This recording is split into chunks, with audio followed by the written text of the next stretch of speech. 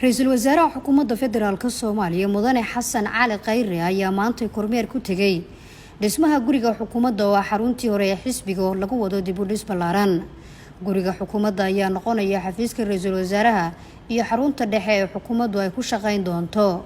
Ra'iisul Wasaare Khayre ayaa howlwadeennada ka shaqaynaya dib u dhiska xaruntaasi ka xog wareystay hanaanka u socota dhismuhu, wuxuuna kula dardaarmay sida ugu dhaqsiyaha badan ay ku dhamaystiraan si loogu guuleysto in xukuumaddu ay halkaasi ku shaqo bilowdo.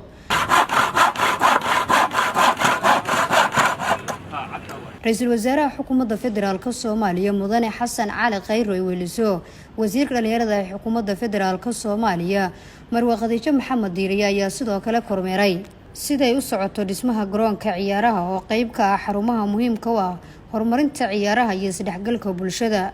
Dhismaha garoonka ciyaaraha ee Muqdisho oo hadda dhismihiisu marayo heer gabagaba ah ayaa rajo ku abuuraya dhalinyarada iyo bahda isboortiga ee higsanaya in horumar kala duwan ay ka gaaraan dhinacyada isboortiga.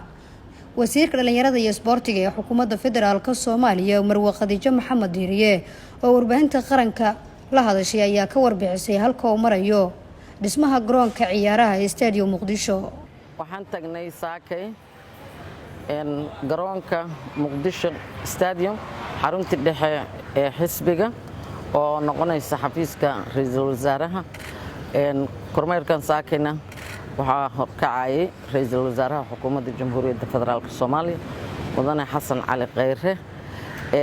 dardargelinta dhamaystirka garoonka muhiimadda koowaad ahayd iyo xarunta aan soo marnay dhismaheeda iyo baaxadda meeshaas la eg oo aan horey xarun ahaan iyo garoon ahaan oo ahayd tuulada ciyaaraha Soomaaliya ama magaalada ciyaaraha Soomaaliya oo iyadana masaajid weyn uu ka hirgeliyay Ra'iisul Wasaaraha Xukuumadda Mudane Xasan Cali Khayre oo muhiim u ah cadadka dadka meeshaas galaya waqtiyadooda.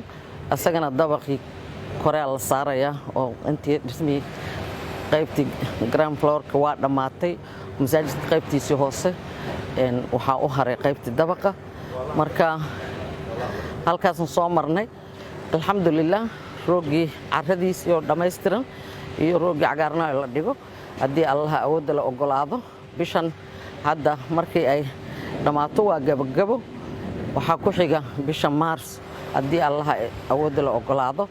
isbuuceeda ugu horeeya ama 10keeda bari ugu horeysa wixii ka dambeeyana saacadii iyo kuraastii VIP-da qaybta ah ayaa imaanaysa. sidaas uu gabagabo ku yahay qaybta garoonka Muqdisho Stadium ama garoonka ciyaaraha Muqdisho, gaar ahaan qaybta kubadda cagta iyo orodada atleetikada loogu talagalay haddii allaha awoodda la ogolaado.